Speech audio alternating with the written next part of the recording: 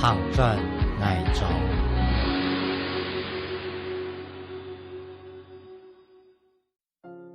今米暗龙，一条暗龙打通千高千盘嘅山壁，从后山行到崖头掠到。暗龙同茶，无仔农药，做本山体家乡米同行。山后黄头实实发酵，360年衰到天高来不满。出沙嘅琥珀油缸，正从米市千层千眼嘅所在上过来。桂米世界叫完鸡皮公娘生嘛，含酸甘甜，麦嘅系甘甘。今年所有大片做为了时光嘅米市。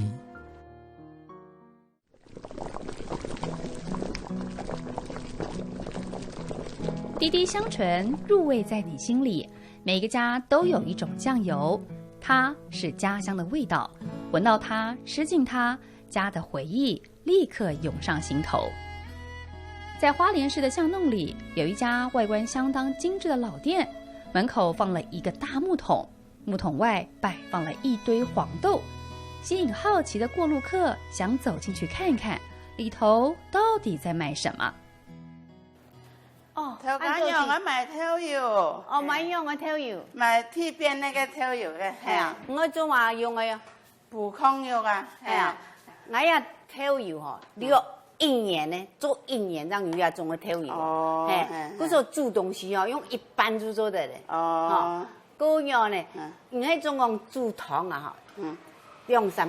點一起嚟就當香嘅。賣醬油還會告訴你使用方法才能提味。曹美杰用客家話推銷自家的醬油超過50個年頭，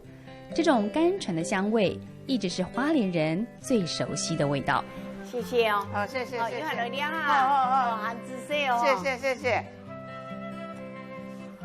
你好，第一次來我們店嗎？是啊，我們店其實在花蓮現在是唯一的醬油工廠了，然後我們有92年了，從我阿公到我們這一代，那我們有幾個不同的醬油，跟一個一個跟你介紹。那我們的初榨其實就是第一道豆瓣醬壓出來的，那我們釀的時間比較久，就是360天，然後我們也都沒有加添加物。不論是初榨原味，還是添加海洋深層水的海脆，或是時下最養生的紅藜麥，老店裡各式風味醬油都有死忠的顧客群。你看這打開就有醬油的味道了，哦。那這個是初榨這一支，就是我們傳統豆麥做的醬，你可以聞看看，可以試看看。哦，可以試看看。然後記住這個味道，這個是海洋深層水的醬油，深600公尺深的。你聞一下，它會有一點點帶有昆布跟海鹽的味道，跟它就是說，其實釀造很有趣，它只要有一點點不一樣，它就味道就不一樣，顏色深淺。對，你含一點點。然後你含在嘴巴裡就會回甘，然後整個嘴巴就是那個醬油的香氣，這樣。這裡買醬油和大賣場不同，店裡各種風味的醬油，客人都可以先嘗嘗，味道對了再買回家。像這個，它這個海洋深層水的這個醬油，我覺得蠻特別的哦，因為我本身也是喜歡吃海鮮啊，哈，他說這個只要加個1-2滴到那個湯頭裡面，其實就會很好的味道，所以我個人是蠻喜歡想要來嘗試看看。許環訓是醬油工廠第3代接班人，從小就在醬缸旁長大。什麼樣的醬油最回甘？問他最知道。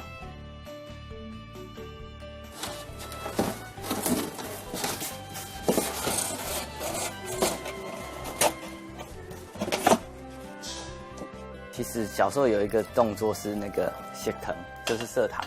其實小時候大家都很愛吃糖，以前連那個上色的糖都是自己煮的，所以那小時候都很喜歡在家裡看他們做，因為他們在煮醬油的時候就要煮糖，然後那個就小時候都貪吃嘛，所以都要吃那個糖，然後就要說我要幫忙顧，因為幫忙顧就可以試那個糖到底好了沒，所以就會很喜歡那個，然後你久而久之就會一直都在廠裡面聞那些味道。12瓶醬油綁成一打，準備包裝出貨。這些罐裝的黑金，可是負擔着花蓮各地區美食味道傳承的重大責任。而甘醇的家鄉味，也把原本在台北从事药厂业务工作的儿子换了回来。有一个很感动是，他们也直接讲说，大家都是百年老店，他也很怕我们，像我那时候在台北上班就比较少回，他就说很怕，只有做到我爸爸，我不见得会回来做。那他们很怕他们的味道会变了，他们要改变别的酱油，他们也会变了。我阿公跟我爸爸做这么久，人家就会很看重他们的坚持，很喜欢他们的味道。那我们是不是应该把这个东西再继续往下做？这样。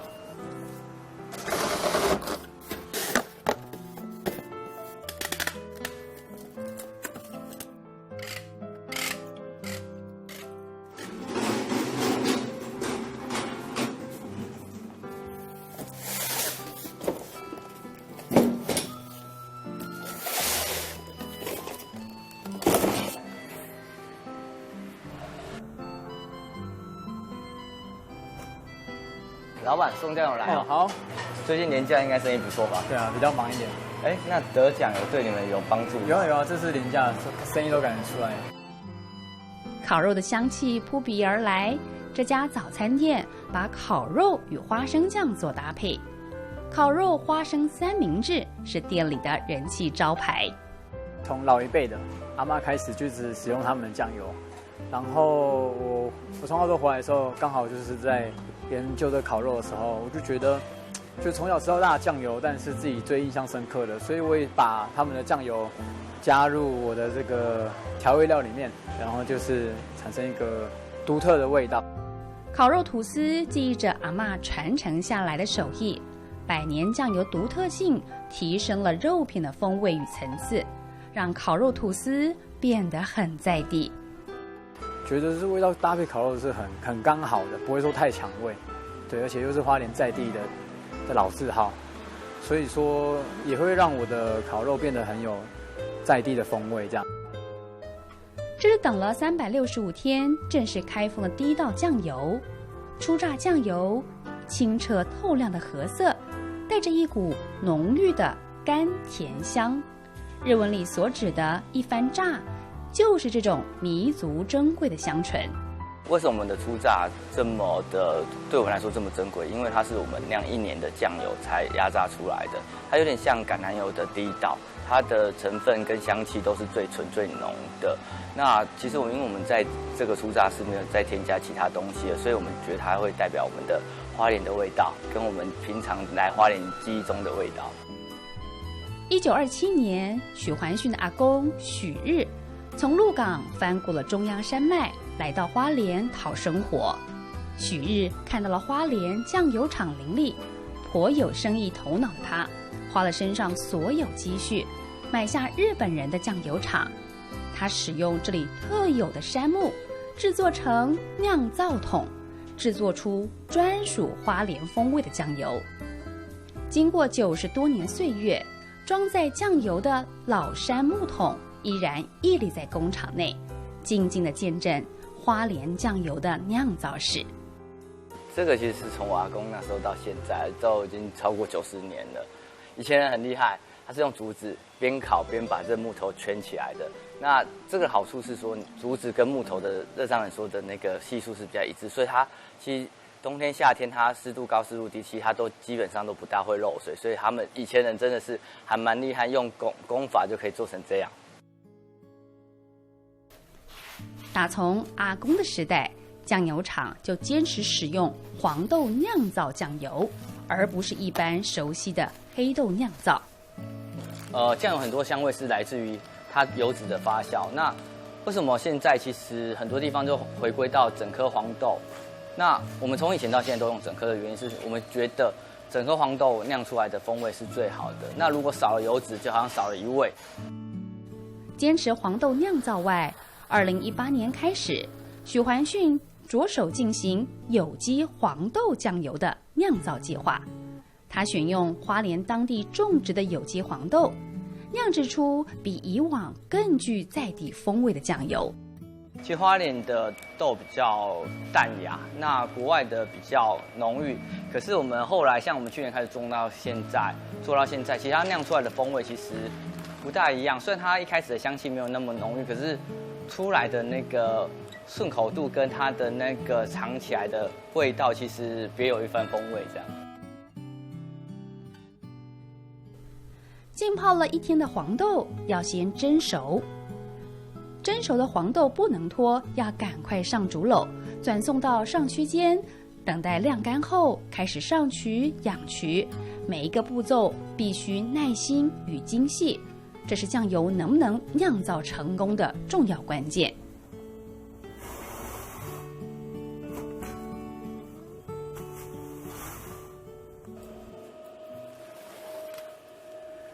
好，稍等一下，这个地方哈，要翻之前，你先看一下它的结块的那一种硬度。你要看你太硬了，就表示讲说你翻局的时间太慢了。你只要太松的话，就表示讲说它的发酵的那一种速度还没有达到那种翻局的那种，所以你要去感觉这种手感，慢慢的。因为你现在不晓得它到底要多硬才叫做它的硬度高，所以这个就是你自己要慢慢去体会了。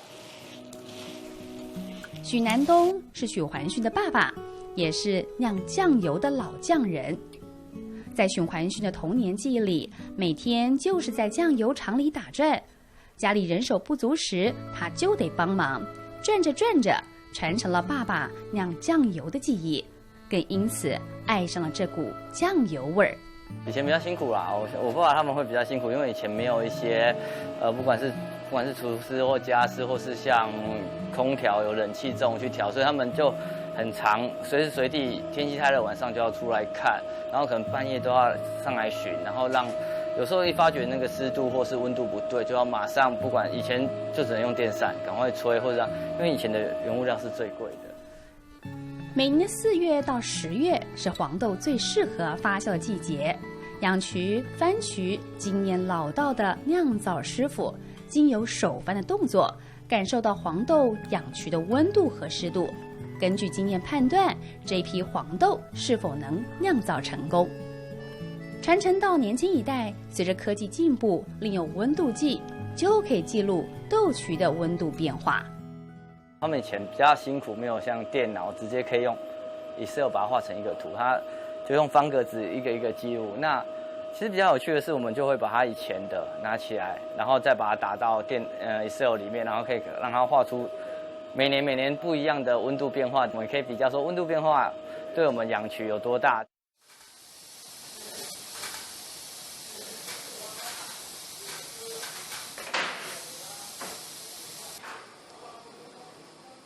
60年代这边大概有10几20间啊。我国中到升高中的时候，其实我们家附近至少还有5、6间的酱油厂。那到我升大学的时候，其实大概就只剩下我们一家了。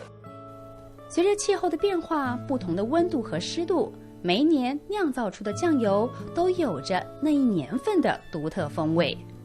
许家酱油90年来坚持古法仅存的地窖式发酵酿造工法。这是比较日式的做法，它是湿式发酵，跟中南部的干式发酵其实不一样。那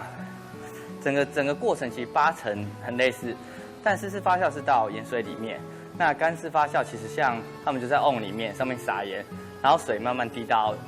缸底就变湖底油这样。然后我们湿式发酵其实就变成豆瓣酱，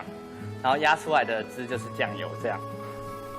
古法酿造的发酵过程相当费工，每2、3天就需要人工搅拌，让底下的好菌吞噬上面的杂菌，这样才能酿造出更香醇的风味。许环训常常一个人在重达8到10吨槽缸上翻酱，这是酿造过程中最辛苦也最耗体力的步骤。这个是体力上的辛苦，可是其实很多小厂的困境来是说，你们很希望人家知道要怎么打行销，或是让人家知道我们的东西好，其实是要花很多的脑筋，所以就一部分体力的劳累，一部分在想办法让别人知道，其实两边都有不同的辛苦。但是我觉得这是自己家里的东西，所以还是要努力的把它做下去。这样，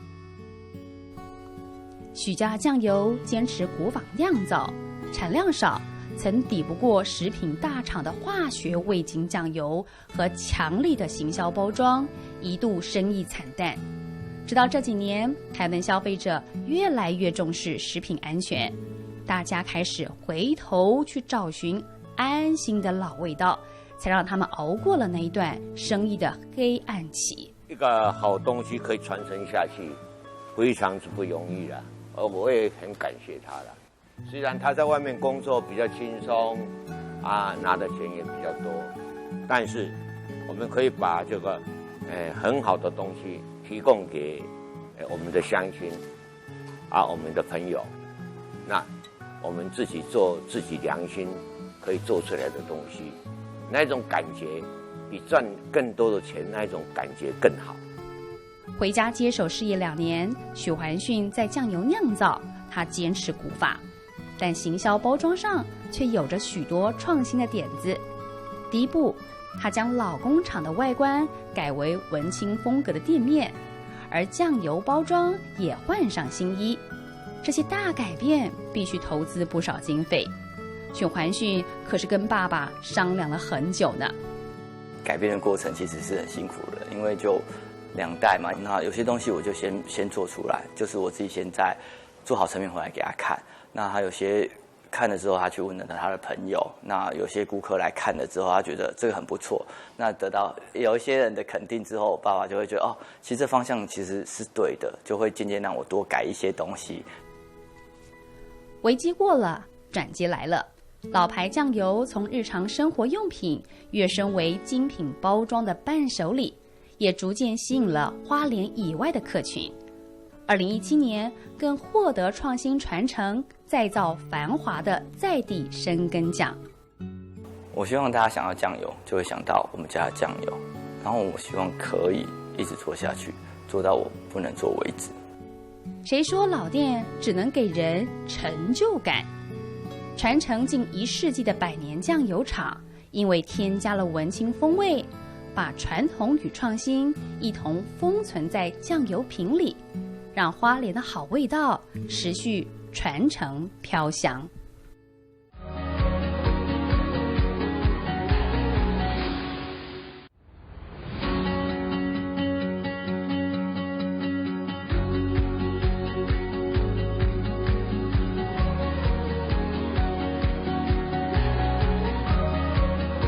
行進藝種。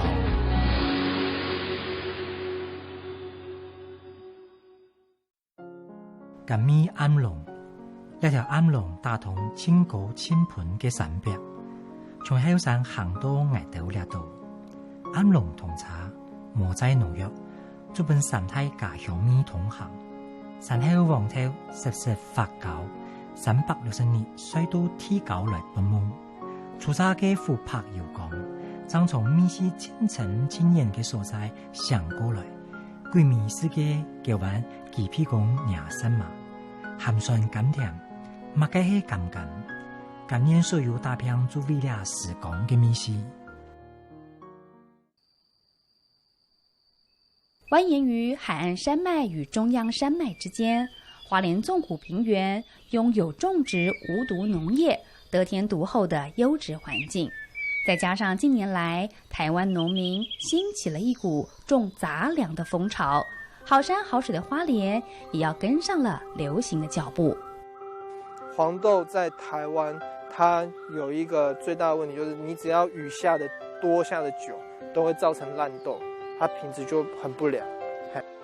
黃偉哲過去在南部務農，因為看上了花蓮的農業環境，他跨過中央山脈，跑到東部發展。剛開始他選擇種玉米、毛豆，後來發現黃豆除了原食材，還能夠製作成加工產品的優勢，於是黃偉哲轉向種植有機的花蓮1、2號黃豆。我種了毛豆之後，我發現到說我開始可以去適應毛豆的這個耕作方式，然後我就進階到去種黃豆，因為毛豆是2個月嘛，再過來4個月，就是在2個月總共4個月就變黃豆。那黃豆之後呢，我就想說，要不做豆漿，要不做醬油，所以我就在網絡上去查看哪裡有做醬油的，發現到我們花蓮居然有人在做醬油，所以我就去打電話主動聯絡他。接到黄豆农愿意主动供应有机黄豆的消息，许环训马上动身拜访，寻求契作的机会。其实品质跟品种都是我们考量的。那其实有些我们找到品质很好、香气很够的农友的产品，可是他们可能耕作又不够多，那有时候可以大量收购，它的价格又太高。那所以我们找了很久之后，终于找到可以跟我们合作的小农，而且也可以愿意跟我们契作这样。大部分都是花莲的，花莲种的黄豆。所以有6公顷以上吧。可是你6公顷，你现在算刚收完吗？还是都陆续在种啊？一个是这个月会完成最后一批次，就是第4批次，前面的是9月、8月、7月种。花莲1号黄豆的植株有着枝高叶大、不易倒伏的特性，适合有机栽种，油脂和蛋白质比例丰富，非常适合来做酱油。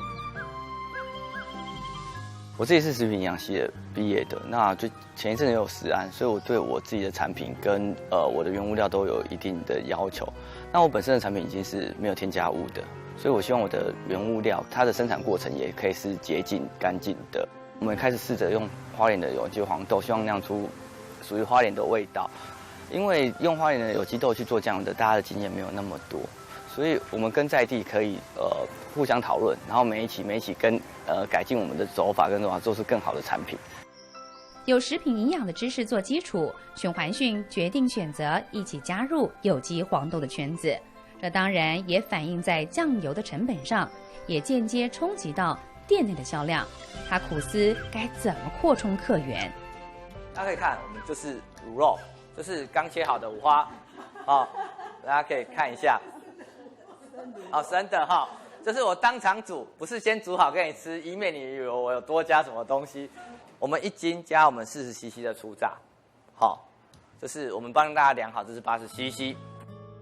要说尝酱油的最好伙伴就是卤肉了，现场直接卤给你看，煮给你吃，这种美味任谁都会被吸引。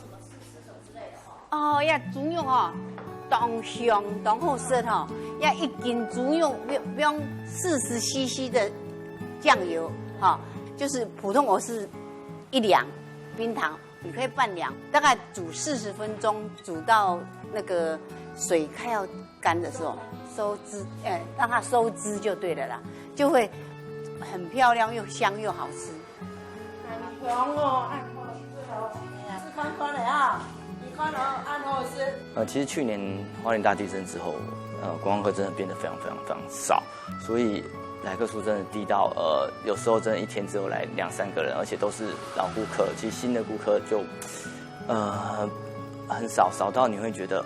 这样不知道要怎么做下去，所以后来就想说我们要做一个 DIY， 让有一些不同的事迹，让原来只是路过客，那我们可能可以主动的去找一些想要做 DIY 的课程，有些亲子或是在地对酿造文化有喜爱的人进来，然后让我们的来客数可以增加，让人家多认识我们。我们先检查一下我们手上的东西，然后我们手上会有一个材料包，里面有豆曲、米曲跟糖而已，所以我们等一下做的东西都是很天然的，没有加其他东西去添加物的就是你用天然的发酵就可以做出很好的味道。第二个是豆腐，豆腐的部分其实我们就是一般的板豆腐，1块之后6面上盐，压水压1天之后去晒太阳，晒到这个硬度，你可以传着压看看，基本上已经跟豆干差不多了。在外当了几年的业务经验，许环训熟知客户心理，精确判断客人想要的是什么。他索性把自家的豆曲拿来充分利用，设计可以 DIY 手做的体验，扩大顾客群，招揽团客生意。那我们做起很简单，你把你的材料拿起来，把它混匀，要把袋口抓住，以免它爆掉。要把袋口抓住，把它混匀，因为混得越匀，你等下发酵的均匀度会越好。简单的把材料倒一点点进那个罐子里，倒到什么程度，你不要看到桌面就好了。第二步很简单，拿筷子夹豆腐，那你把它尽量不要靠墙壁，让它每一面都可以碰到材料，它会发酵的比较好。都碰到曲菌会发酵的比较好。一层米豆曲，一层板豆腐，排好之后再加入酒。这一罐有着客家妈妈味的豆腐乳，客人可以简单 DIY 完成，拿回家放2个月就能够品尝。艾比不用多那么多啦，你就稍微多一点就好。你这样第2层会很难包，就这样。以前都是吃别人自己做的豆腐乳，那这一次是第一次自己亲自尝试做豆腐乳，觉得蛮新鲜的，然后也知道说原来豆腐乳的那个制造过程是这么的有趣。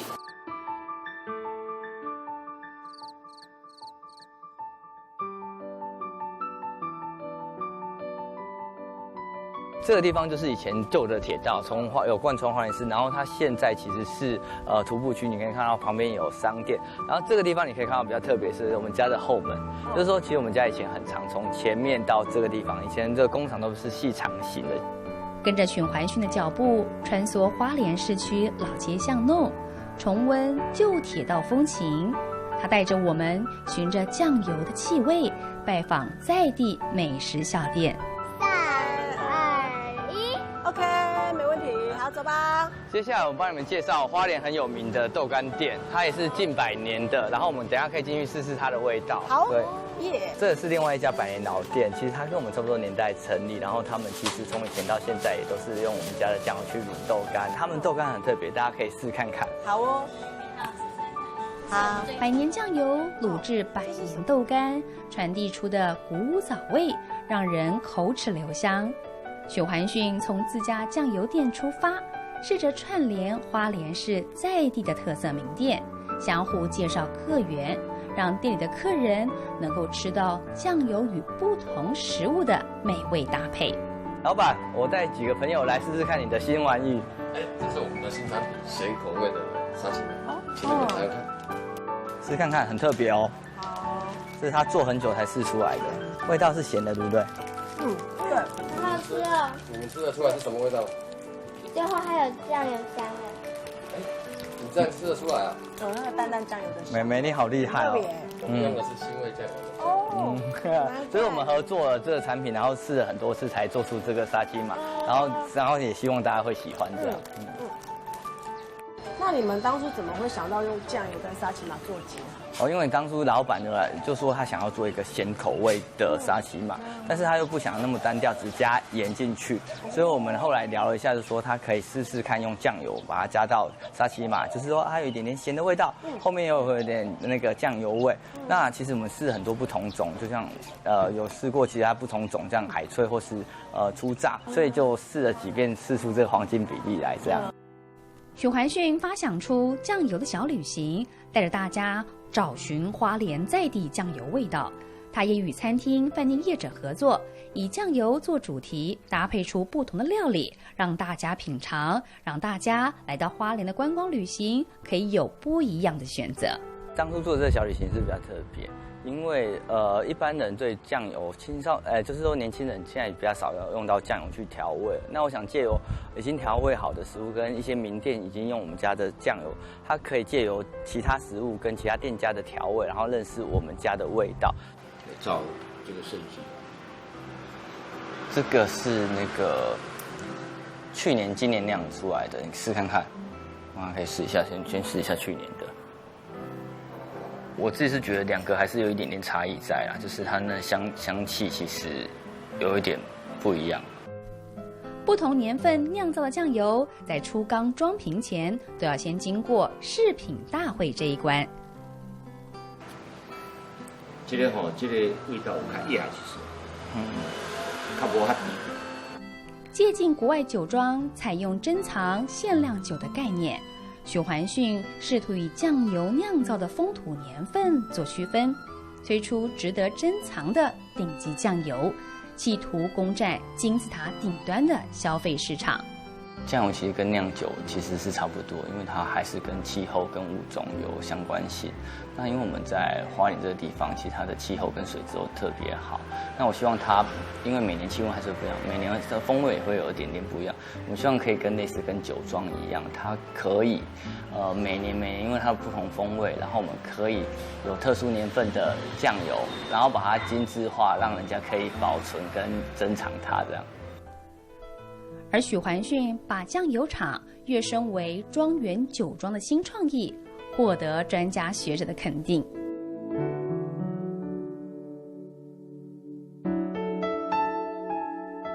东华大学艺术与设计系教授黄处雅长期观察花莲客庄产业与文化艺术的发展，他辅导过许多在地店家转型，对于许家酱油产业有新的期许。原来酱油它可能在厨房里，然后我们现在让它在饭桌上，然后我们希望它除了饭桌上之外，还可以升级到哪里？比如说我出门在外的时候，它不光只是去野餐时候的东西，它可以变成一个非常精致的伴手礼，而这个伴手礼其实是贴合每个家庭的所需。也有没有机会变成是一个创新餐饮的主角？就是说我可能发展一些新菜色，那它里面最重要的工程就是酱油。